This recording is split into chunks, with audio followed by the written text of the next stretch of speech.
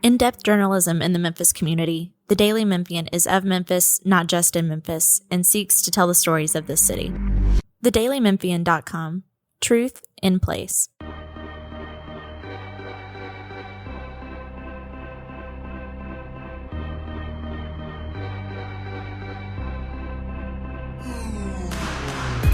Welcome back to another edition of the Daily Memphian's Memphis Grizzlies podcast. This is your host, Grizzlies beat writer Drew Hill, joined as always by columnist Chris Herrington. The Grizzlies are rolling. The Grizzlies are rolling. They've won 9 out of 10 games. 9 out of 10 games. I messed that up. I don't know if you noticed that. I've been saying 10 out of 11 over and over and over again. I guess I was anticipating a win over the Brooklyn Nets on Friday. Right.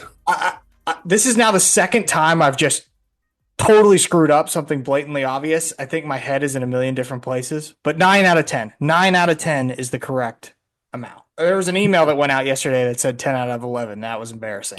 It takes more effort and double checking to go beyond 10 on a number because the standings will tell you, most of the standings will have the last 10 game thing. So anything beyond that, you got to put some extra effort into looking up. I know. I don't know why I kept thinking that it was 10 out of 11.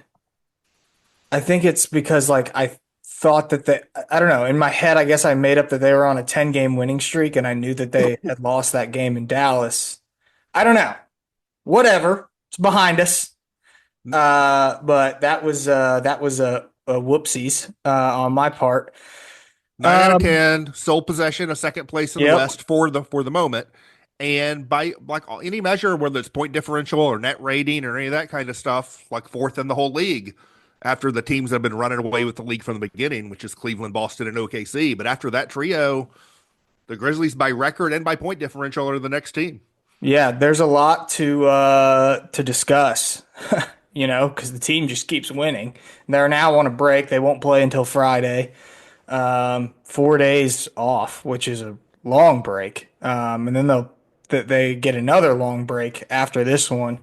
After they play these games over the weekend, they'll take on the Nets and then they'll travel to go take on the Lakers.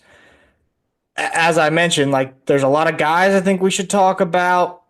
There's just some bigger team scope that we should talk about. We'll answer some questions from social media later on in the pod. But we should just start with this winning streak, or I guess it's a winning streak that was briefly interrupted. Yeah, but I think three. They won 3 in a row. To me, 3's a streak. I don't believe 2 counts as a streak, but 3's a streak. 3 is a streak. So since November 20th, which is the day that they beat the Philadelphia 76ers and started this 9 out of 10 run, number 1 in point differential, number 1 in opponent expected field goal percentage, 49.6%. Their 3-point percentage is up more than 4% as a team. They're number 2 in scoring at the rim, 72.9%. And number 1 in 3-point defense, 30.4%. So obviously there's a lot of things going right for the Grizzlies at the moment. The 3-point defense, it feels like we need to set a calendar reminder for 2025 that when the Grizzlies give up a bunch of threes early in the season, that it'll probably turn around and they'll figure it out. But opponents are shooting 34.4% from 3. Some of that will be luck, obviously. But, everything seems to be going right for this team. I guess, what do you make of the overall big picture in terms of this 9 out of 10 stretch? Well, I think, the win at Boston was big. And I know because on some level, they've had this great record. And on one, there's sort of 2 things balancing either side of that. One is that they've done this despite missing lots of games. They're not New Orleans, but after that, they probably missed as many games to injury as anybody in the league. So they've done this despite losing lots of games to injury among meaningful players. On the other hand, they've still done it with what has been a pretty weak schedule to this point, and that's going to get harder going forward. But that started to turn when you had at Dallas, at Boston. At Dallas, a disappointing loss, but a game where you're up in the fourth quarter and in it till the end. And then you win at Boston for the first time in more than a decade. And I know Boston was on the second night of a back-to-back. That only means so much. That team's still really good. And that was a really good game. It was a great game.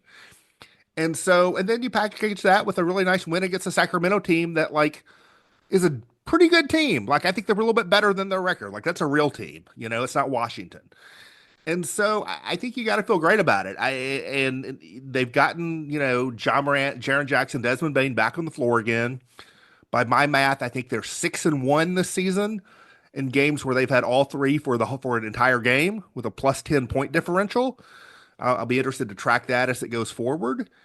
I think there's some stuff around the edges we could talk about, not to rain on the parade, but to wonder about, like, Desmond Bain, not totally himself right now, although big shots at Boston late.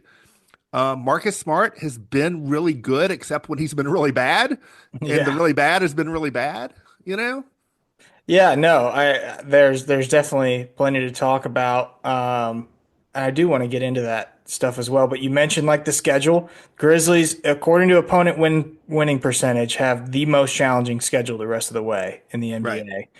Right. I felt like at the 25 game mark, it was like somewhat fair to start looking at like expected wins over the course of the full season. So I did that. And like if you go to Cleaning the Glass, they do like efficiency differential where it's like 100 offensive possessions minus 100 defensive possessions, and it takes your expected points scored versus, expected points given up. And like if the Grizzlies keep this efficiency rate, they project them out at like 60 plus wins, which would be a lot and seems unlikely. Now, then you go over to other spots that do factor in the strength of schedule and what they'll have to play the rest of the way. And like they got them around 53, which I think is a good number still for the Grizzlies and like a 95% chance of making the playoffs at this stage in the season. And so I think if you were to tell people that, I mean, absolutely you would take that at this stage. I agree. I think mid 50s sounds more right. You could be higher, could be lower, depending on how the kind of luck they have. Before the season started, I would have said like the reasonable goal for the team is top six.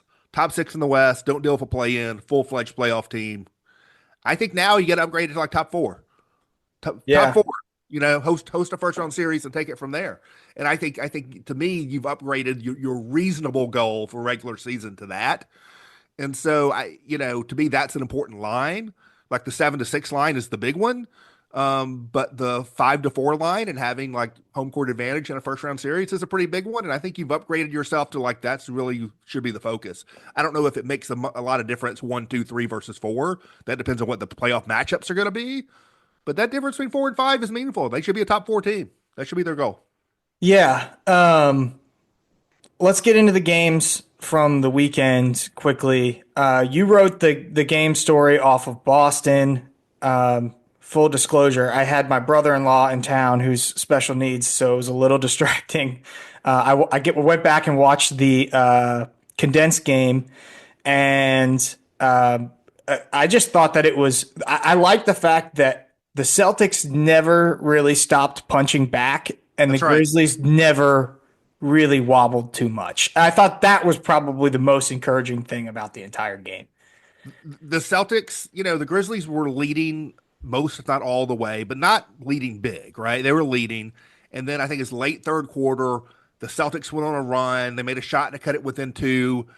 Taylor Jenkins brought Ja Morant back into the game. I think in a moment maybe he wouldn't have otherwise. Ja immediately hits a 3. I think his 3rd or 4th of the night to protect that lead. But then you go into the 4th and Boston keeps coming. And they come on through and they get the lead, and you have to steady yourself and take it back. And like that is part of what made that game so great. I watched that game. I actually watched the Boston feed of that game initially, and that was really interesting to hear like the Boston announcers on that game. The Boston announcers are really good, by the way. Their team, Drew Carter and Brian Scalabrine, but they were effusive about the Grizzlies, about the style of play, about Ja, about Jaren. Scalabrine was totally delighted by Jay Huff in a way that was fun. But like those guys were like really effusive about the way the Grizzlies were playing and the level of team that they are. Yeah, it was just an impressive game, and I'll use this as an opportunity to insert this here.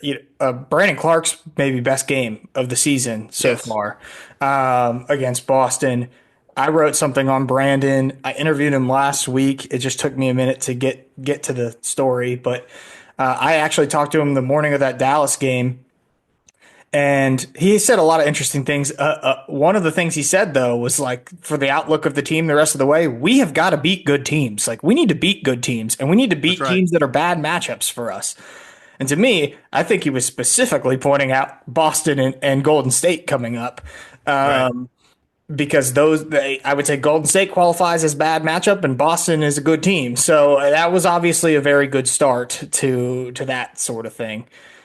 The Brandon Clark thing, and you shined a light on it this week, but it's been sort of quietly one of the best and most important stories for the team is his return to the same. I don't think he's all the way back. Although that Boston game, he got up higher than I think he's gotten all season. But for the most part, he's not exactly all the way back to like the elbows above the rim, rocket off the floor guy, but he is back to the same level of effectiveness, which is what Mhm. ultimately matters, right? It's sort of like the John Morant thing, like whether it's a rim grazer or a two hand tomahawk, it's still 2 points, right? That's sort of Brandon Clark now.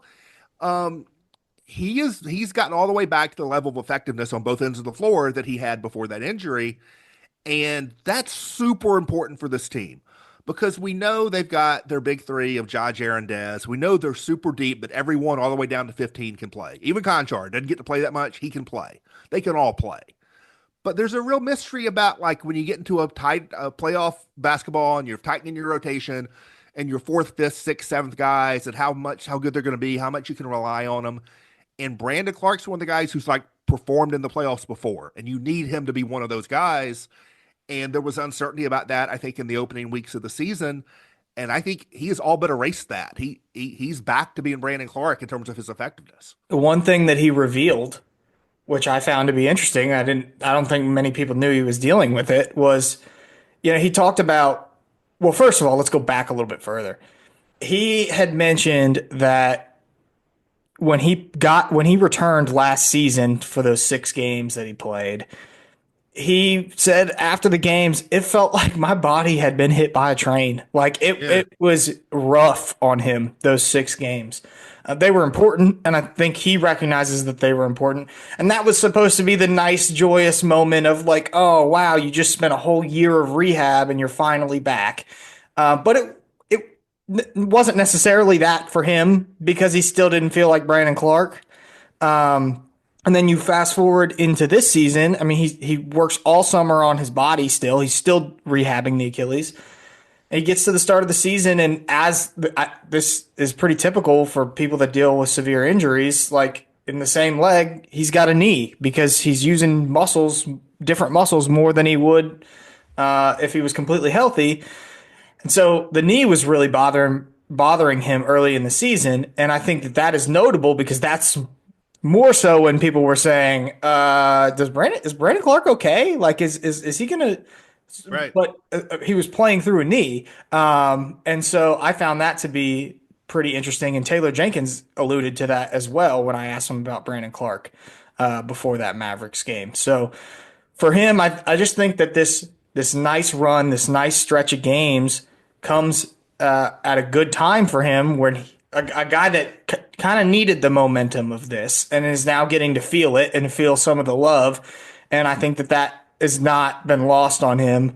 And, they moved him into the starting lineup. He's been good since they moved him into the starting lineup for the most part. And he's got great chemistry with Ja, and he's got great chemistry with Jaren, and that's been underlined several times by a lot of different people. But I think there's also a human element to this as well, which is like, man, he feels like he's finally over that hurdle. He's not thinking about the leg anymore, and I think that is a big plus for him. So obviously a great moment for him. On to the Wizards game. I thought that had the potential to be sleepy. I know the Wizards are Yeah. really bad, but Yeah. like I wrote it in the story. You got a long break coming after that. You're resting John Dez. You, I don't think they qualified. I guess they were dealing with minor injuries, John Dez. It's the second night of a back to back. It's a sleepy atmosphere. Like that game had the potential to be uncomfortable at the very least for the Grizzlies, and it just wasn't at all. Like the team just came out and the bench did what they did. They scored 76 points. Part of that is because they weren't playing Jaren beyond the third quarter. They were able to get him some rest too. But I think the bench has really proven to be a weapon, and it's there's like this balance, right, of like the complaints about not playing the stars long enough, and then there's this idea that the bench is such a weapon that you want to use it. They scored 60 plus now in 5 games, the bench has so far this season, which I think is pretty impressive. I think for Jenkins, it's going to have to be about feel, right? There's going to have to be games where he rolls with that bench, and there's going to have to be games when he goes back to the stars. And I think that's going to fall on his shoulders. Yeah, and I mean you look at like the Sacramento game, which went one way as far as that goes, and the Boston game, which sort of went the other. I think he managed both of those games very well. And Boston in particular, I think he really like there could have been Marcus Smart didn't have it, and there could have been the pressure to play him longer in the fourth quarter because he's back in Boston and all that, and he didn't do it. He yanked him. He missed a three 1 minute into the fourth quarter, and he yanked him, and that was the right move to make on that night, right? In terms of the bench, one guy I'll particularly single out, I've been particularly impressed with lately is Jay Huff. And Jay Huff has been a monster in terms of his per minute stats, like from the very beginning. But I think lately in particular, he hasn't had the eruptions. There hasn't been the like Jay Huff just hit three threes and had 2 blocks in 2 minutes. There hasn't been that stuff like there was early in the season. But I think he's actually been more solid in terms of rebounding, in terms of defense, in terms of just moment by moment play, and in particular in tougher situations. You know, Domantas Sabonis averaged 22 rebounds a game against the Grizzlies last season for Sacramento. Kristaps Porzingis killed the Grizzlies last season. And Jay Huff is getting minutes against Sabonis, against Porzingis, all-star caliber starting centers, and the Grizzlies are holding their own in minutes with those guys on the floor and Jay Huff on the floor. And I think Huff has just been really solid lately.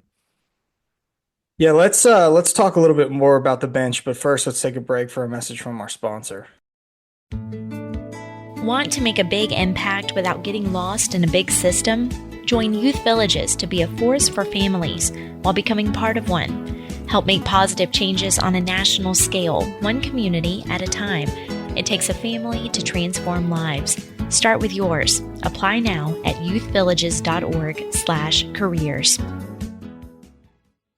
I do want to leave enough time for us to talk or to answer some of these questions from social media, but I was just also looking through net ratings yesterday over this stretch since November 20th that I've been talking about, and like the Grizzlies have 5 guys on there with like inside the top 15 in net rating among players that have played 8 games. Like you've got Jay Huff, Jake LaRavia, Desmond Bane, Marcus Smart, and Brandon Clark all on that list. All guys that are like, for the most part, besides Bane, role guys. And to get that level of production from them is such a difference maker, it feels like, this season. And I think it does change expectations at this stage, right? We talked about maybe you're starting to talk top 4 now.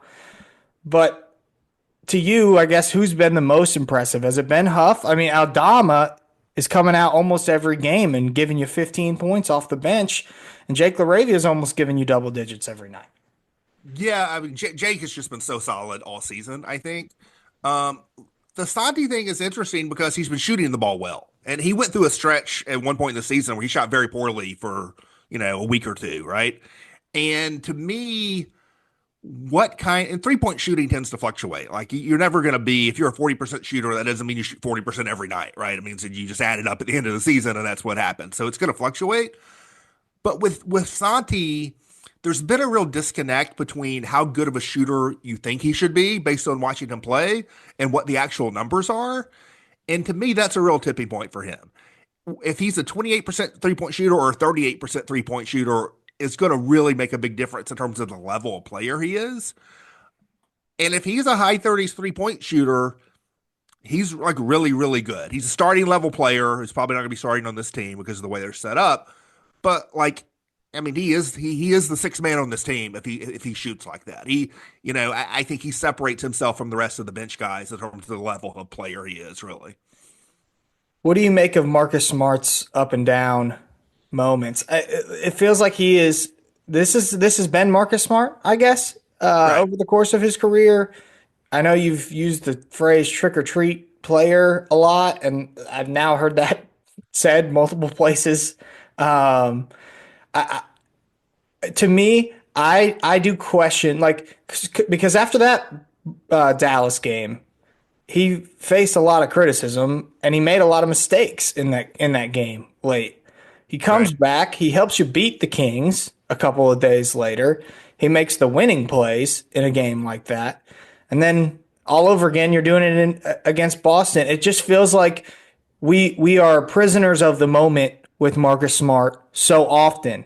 And to me, I am having trouble of what to make of him, I guess, over the course of the full season. I joked before the Boston game on radio with our colleague Jeff Calkins. I joked that I may want to just give Marcus Smart an advance mulligan on this game. He may come out and like shoot 1 for 9 or whatever, and sure enough, like that's what happened. And so just the nature of that game makes me want to like not overreact to it. But the ratio of good Marcus Smart games to bad Marcus Smart games does not concern me. Since he's been back, I think the ratio has been pretty good. It's just that the bad's been pretty bad. What I'm concerned about, to me, the problem is which games have been the bad games. That's at Dallas, that's at Boston. The whole point of Marcus Smart is he's the guy who steps it up in the playoff level games, and he's been at his worst in the playoff level games. And so that is what I'm really looking at with Marcus Smart. Like, I don't have the schedule in front of me. I know that they have a home game against Golden State coming up pretty soon. They're at the Lakers pretty soon. I think those are the next two like meaningful games. I'm not counting the home Brooklyn. I'm looking at over the next month or so, what are the games on the schedule that are the most playoff level games? And how does Marcus Smart play in those games? That's sort of what I'm really looking at with him over the next month or so. Yeah, I mean, I would say that there's the possibility that that's just chance, right? No, that's right. That's why I'm not passing judgment yet. I'm just saying Right. that's something I want it to accumulate. It's been Yeah. two, right? I want it to be 7 or 8, you know? I mean, there's been all kinds of people wondering about duplication on the roster, whether it be Wells, Smart, Vince Williams Jr., like those types of players. And I just think that, I mean, this can obviously change between now and like when the decisions have to be made, but they probably value his veteran leadership more than people recognize. I do think that you can tell inside the locker room that Marcus Smart's presence is valued. I I think get that sense. I think that's true. But if there's and again, 2 games is not a pattern. It's like 2 isn't a streak, right? Right, right. If there becomes a pattern of him playing like meaningful, like destructively bad in the highest profile games and the most important, like the biggest games, I think that could become That a doesn't problem. change. That doesn't just change our opinions, right? That's right. That has the potential to change everyone's opinion. This is what I'm saying. This is why again, I'm not passing judgment on it, but this is something I'm watching. Yes. Yeah. Well, it'll be interesting to see what he does going forward. All right, let's go over to social media and take some questions. One of the questions is any updates on Gigi and Vince. I think we got the update a week ago on Gigi that it was going to be 6 to 8 weeks. So looking like And that was a return to play. return to Update. play. Yeah. So that's going to be a while. Vince, I think, is a little bit more of a question mark. He's still dealing with an ankle. I haven't seen him participate yet. Well, and I think, was it maybe 2 weeks ago? So maybe, I don't know. I don't, you'd have to look it up. I think it's like the end of this month is what it was, but it was not a return to play. That his last update was a will be reevaluated in. So at some Yeah. point in the next 2 or 3 weeks, there's going to be presumably an update on him that we'll know more. I like this question. In your opinion, who has the best chance to be an all-star? I mean, obviously that's a question between two players. That Yeah. would be Ja Morant and Jaren Jackson Jr. And I think it's a good question based on the number of games Ja Morant has played versus Jaren and the consistency that Jaren has played with. Ja obviously has the better chance of getting a popular vote to put him into the all-star game. I think if it came down to the coaches, it'd be close. Yeah, I don't think John's not going to get voted in as a starter by the. I think with I would be surprised with Luca, Steph, SGA. The fan vote would make Ja a starter. So I think you're looking at, the reserves there. I may write about this a little bit this week. I actually had a mailbag question. I did the mailbag last week, beginning of this week, the quarterly mailbag, and I had a question. Didn't mention Ja, but it was specifically about Jaren and all-star, all-NBA, all defense, like what I thought the odds were on those three things. And my answer was like 500 words long, so I just took it out and decided I would expand that to a separate column. So I may write about that this week. I think that the all-star thing is interesting right now because I think they both have a pretty good chance, but it could be both. It also could be neither. I'd look at it this way. So if you got 12 spots on the West All-Star team, there's a real question to me of like the fan vote and like Curry, Durant, LeBron. Like, are we sure? Like, they're all going to be on the team? I think they probably will. I think the fan vote may just put all three as starters. But like, there's questions on all three. But if you just stipulate like you're not going to have an all-star team without those guys because you just never do. So I got 9 locks. I got SGA, Curry, Luca in the backcourt. I've got Durant, LeBron, and I think Jalen Williams at OKC, best team in the league, their second best player. I think he's probably a lock. And then you got 3 centers who I think are locks, and that's Jokic, Anthony Davis, and Wemby.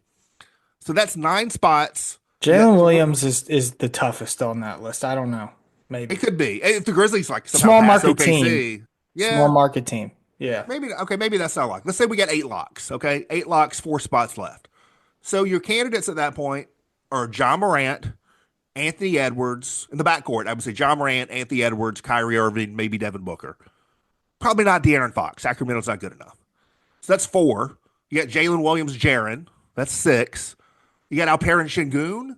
That's 7. I'm not even counting the Sacramento guys who have crazy numbers, but I'm just not even counting them, like Sabonis and Fox, right? I think it could get tight. The thing, in some ways, Jaren could be competing with Şengün for a front court reserve spot, and people are going to want Houston to have a all-star representative. It might be easier to have Ja and Şengün in some of those last spots and cost Jaren. I don't know. I think it's all up in the air now, but I think there's a month to go or more than a month before these things get determined. So I think it's there for the taking for both of them. Who's having the better season, Ja or Jaren? Right now it's Jaren because Ja's missed so many games. Yeah. So if you're doing this team right now, the answer is Jaren, but they're not making the team right now. So right. I think if Ja doesn't miss games, that won't mean as much a month from now. I do wonder about the minutes played stuff with them and the way it depresses their game averages, right? Because you look at it and De'Aaron Fox is averaging 27 points a game or whatever, and Ja's averaging 21. That's just because of the minutes. I also don't think that the coaches are going to be paying that close of attention to that. Right. Yeah, I think you're right. I think there's a good chance they both make the All-Star team, but I don't think either of them are locks right now. Yeah. Jaren has been so impactful. Impactful on this team. Defensively, he's scoring 20-plus points almost every single game. Oh, you can make the case that he is the number 1 forward in the Western Conference, which would make you a lock for the All-Star team, right? But Kevin Durant, LeBron James are probably both getting voted, Right. Yeah. That's disappointing. But what he does from a steals and blocks perspective, the usage is down, the points are still up, it feels like to me he's finding the middle ground. The seasons all get mixed up. What season did he win Defensive Player of the Year? That was 2 seasons ago, right? 2 seasons ago, right? So that would have been 22-23.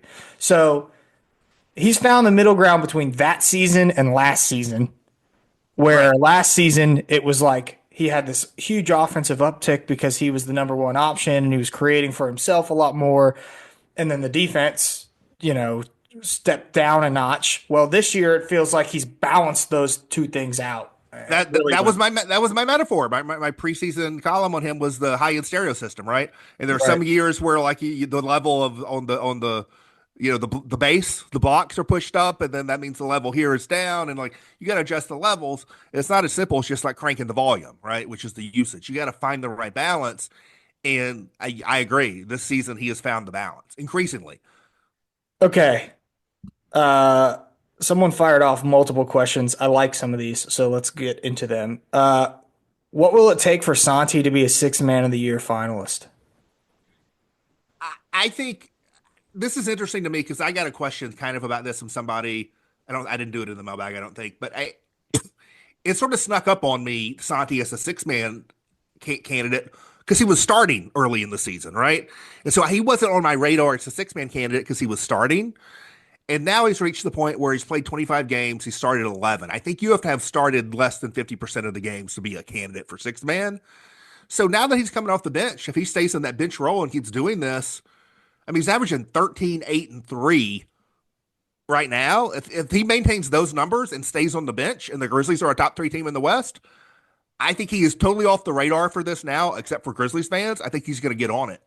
Yeah, I would agree. He's playing really well, especially if he has some of these monster games too, where he's got 28, 30. Like, and he's capable of that. He's shown it. When he shoots well, he's extremely skilled. Has Jaren become the team's number one scoring option? What do I you think? Yes.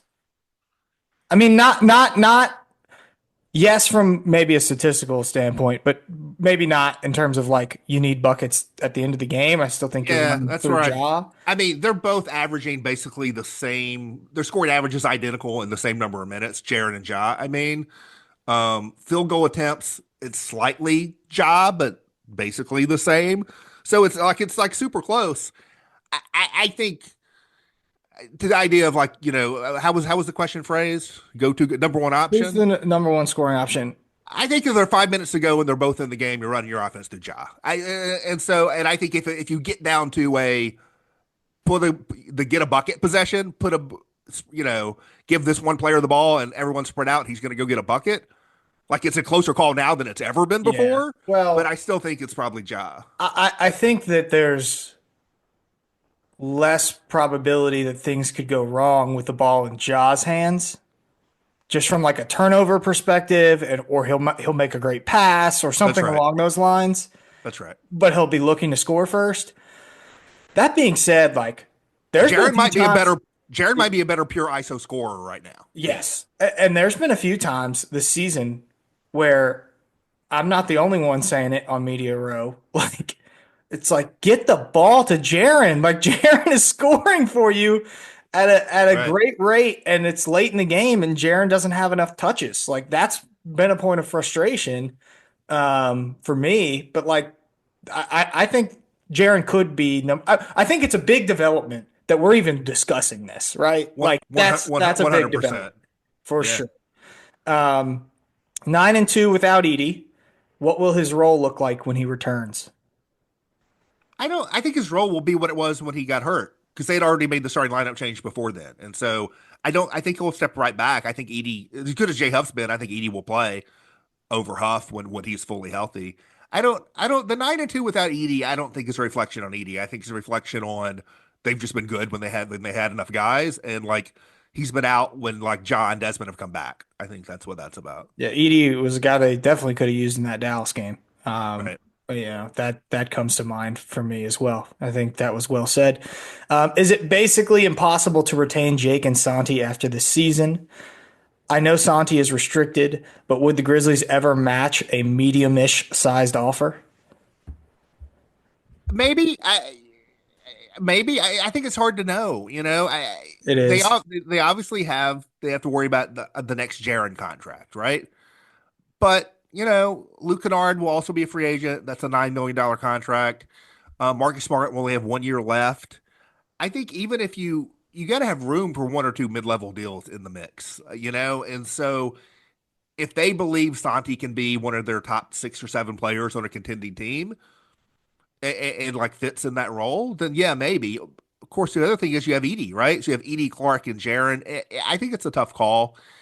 I mean, it'll be interesting to see what level the restriction impacts the kind of outside offers he might get.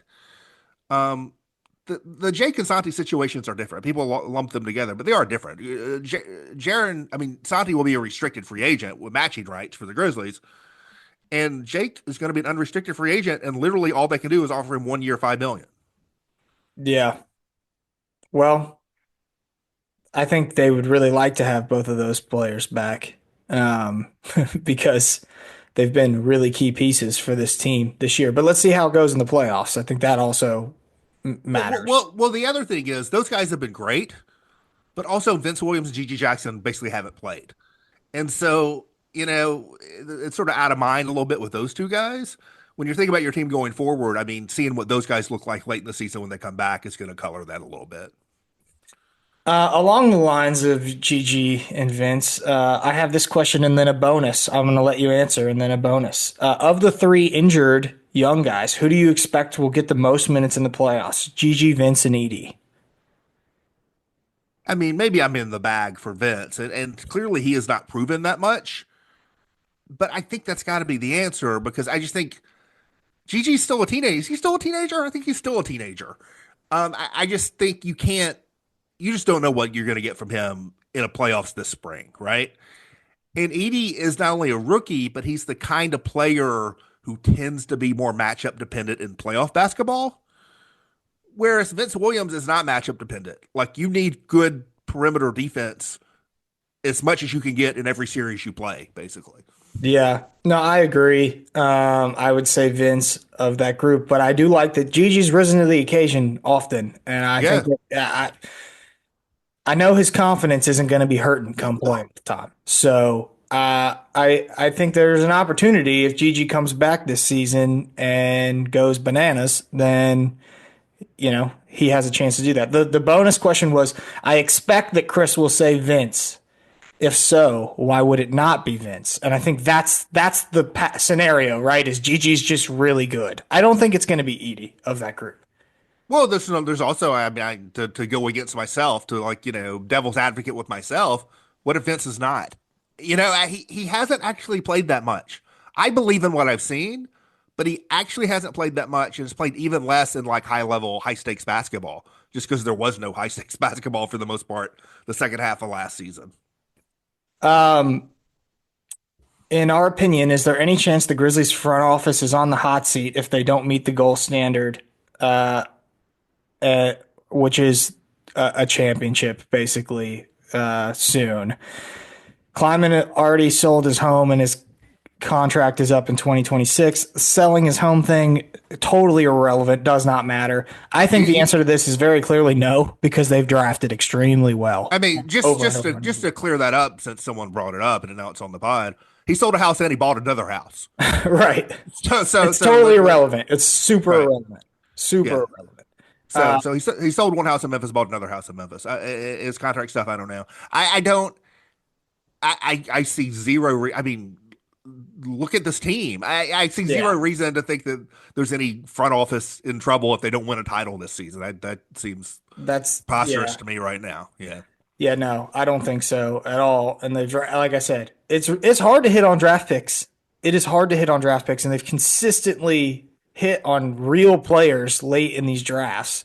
It's hard to hit Look on at what undrafted Softy's guys and minimum contract free agents and two-way guys you pluck, G League guys you pluck from other teams, I think if you asked around the league, people would say Memphis has one of the best front offices in the league. Like, Right. So no, I don't think that's the case at all.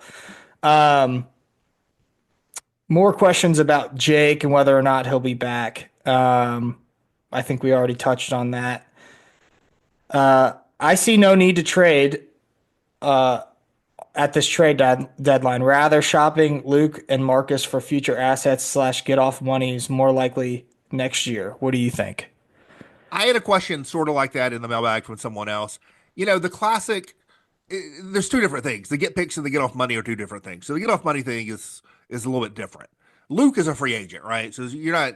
There's no financial incentive in trading Luke Kennard, and so, but the classic NBA trade of we're not going to re-sign this impending free agent, but we can get a couple second round picks for him. Let's trade him and get something back. They did that with Tillman. They did that with Steven Adams.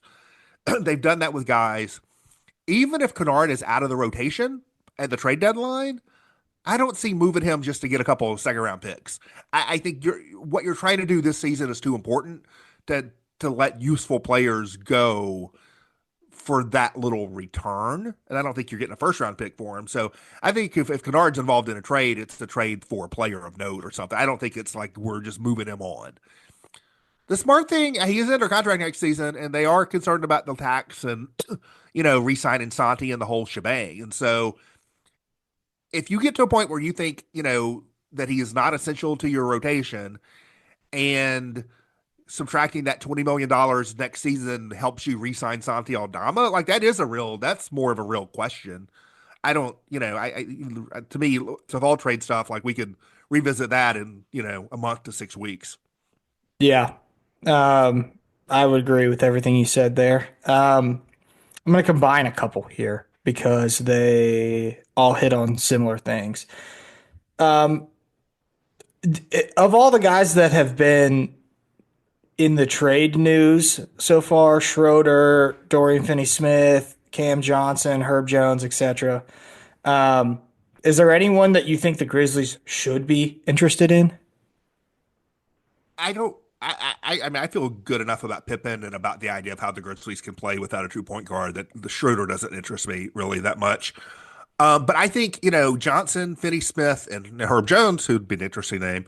They are all similar types of players in that they are bigger wings who can defend and have been around a little bit, and that are young veterans basically. And I do think if you're looking at any kind of player to this roster, that is the kind of player. Because you look at the team and it's either your wings are either young or small, right? Marcus Smart's small, Luke Kennard's small, um, Laravia is young, Vince Williams is young, Gigi's Jalen Wells young, is young. Jalen Wells is very young. And so the idea of a 6'8 guy, a 6'6, 6'7, 6'8 guy who can play defense, who can knock down shots, and has been in the playoffs before, that is, if I'm looking to add anybody to this team, that is who I'm looking to add. And all three of those guys, I think, are good players on reasonable contracts. And yeah, sure, if they're available, the Grizzlies should look into that. Yeah, it's interesting though, like the slight differences between those players too. Yeah, yeah. And I don't know. It feels like you would have too much if you were to keep a player like Marcus Smart on the roster and add one of those players. No. Well, I think, yeah, well, because Smart's under contract. I think like a Cam Johnson thing, who's also a $20 million contract also for next season. I like in theory, you could put together a trade that would bring him in without moving Marcus Smart, but I don't think that's realistic. The Finney Smith and the Herb Jones thing's a little bit different because those are a little bit smaller deals. Like you could do from a money standpoint, I don't off the top of my head, I don't know the Herb Jones number, but the Finney Smith number is like 14.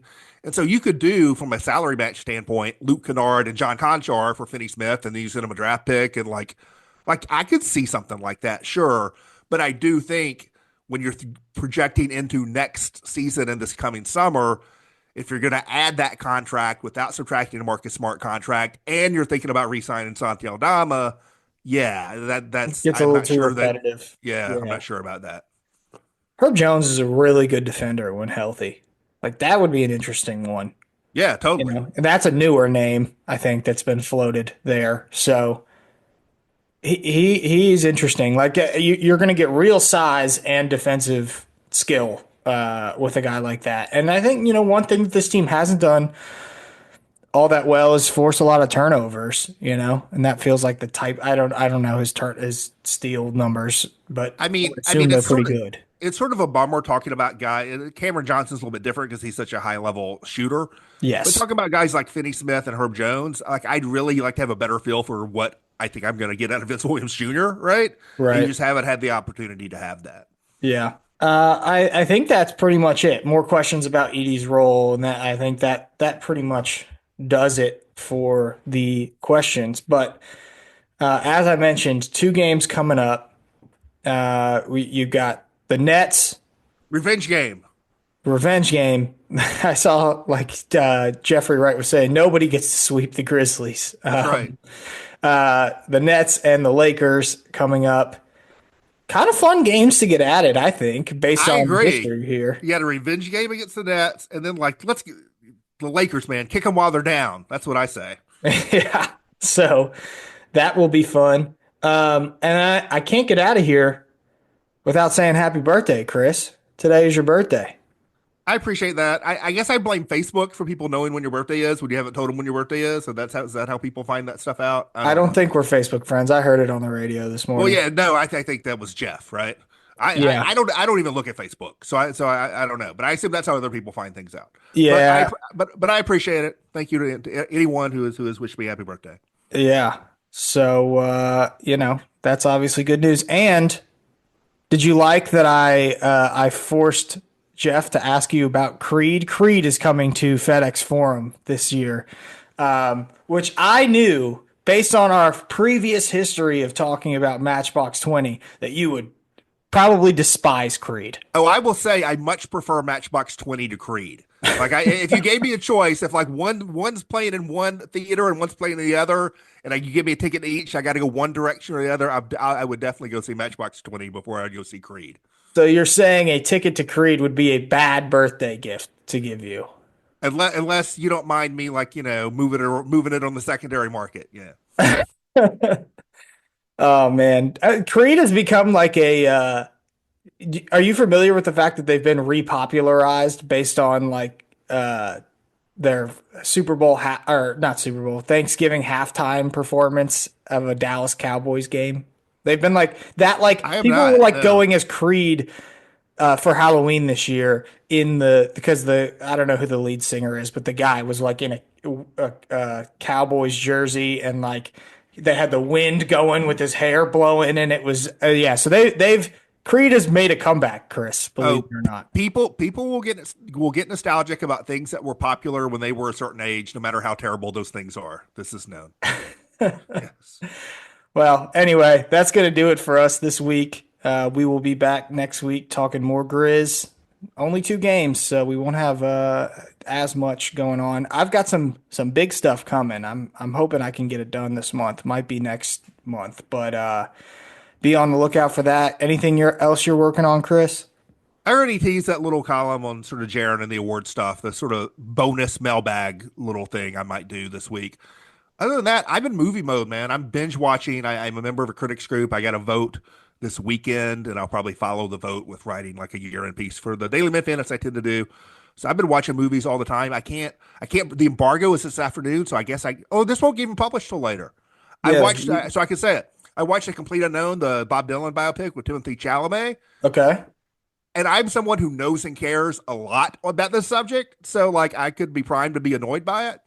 Wildly exceeded my expectations. I couldn't believe how good the performances were and the recreations were. It just blew me away how much better it was than I thought it was going to be. Wow. Okay. I might be interested in that. I can get behind that. Are you watching? I think it's going to be popular, and it's like, you don't have to be like a Dylanologist. Like it's a really easy movie to watch, and it's just really good. I was really surprised. I know nothing about Bob Dylan other than I like some of his music. So, that would be interesting to me. I could go watch that. So I take it you're not watching a lot of Christmas movies this time of year. I may be rewatching a little White Christmas after we talk because it's actually showing. I'm going to have it on while I'm writing because they're doing a 70th anniversary White Christmas screening at some of the Malco theaters next week. Nice. Yeah, I haven't seen a single Christmas movie yet. We're 2 weeks away, so I gotta watch a couple. I gotta see classics. I gotta get through all my like for-year consideration year-end list stuff in the next week or so. Then once I got the full family together closer to Christmas, we'll probably cozy up and watch some Christmas movies. Nice. All right. Well, we'll be back next week for Drew and for Chris. We're out of here.